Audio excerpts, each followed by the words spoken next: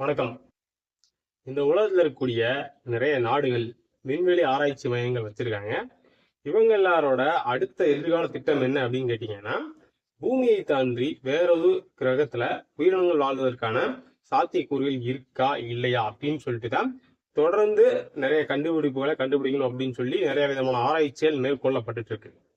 அப்ப நாசா என்ன பண்றாங்க அப்படின்னு பாத்தீங்கன்னா, ஹப்பிள் தொலைநோக்கி, ஜேம்ஸ் வெப் தொலைநோக்கி அப்படிங்கிற மாதிரி நிறைய தொலைநோக்கிகளை விண்வெளிக்கு அனுப்பிச்சு வச்சிருக்காங்க.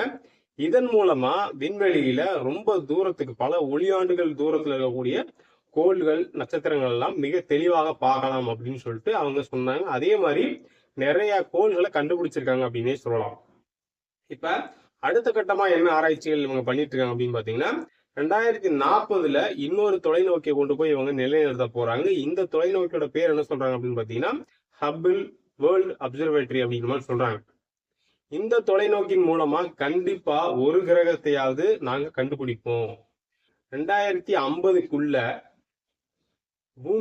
பூமி மாதிரி இருக்கக்கூடிய இன்னொரு உண்மையான ஒரு கிரகத்தை நாங்க கண்டிப்பா கண்டுபிடிச்சிருவோம். அங்க இருக்கக்கூடிய ஏரிகளை பத்தின உங்க தகவலையும் நாங்க கொடுத்துருவோம் அப்படிங்கிற மாதிரியான ஒரு விஷயத்தை இவங்க சொல்றதுல இருந்து நமக்கு ரொம்ப ஆர்வமா இருக்கு அப்படின்னே சொல்லலாம். இப்போ வரைக்கும் நிறைய கோள்கள் கண்டுபிடிச்சாலும் அதுல பாத்தீங்கன்னா நிறைய கோள்கள்ல பாத்தீங்கன்னா நீர் இருந்தா அந்த இடத்துல வேற ஏதாவது ஒரு உயிர் வாழக்கூடிய சாத்தியக்கூறுகள் இருக்கக்கூடிய ஒரு தனிமமோ ஒரு சூழ்நிலையோ இருக்காது. இந்த மாதிரி ஒவ்வொரு கிரகத்திலையும் ஒவ்வொரு மாதிரி இருக்கு.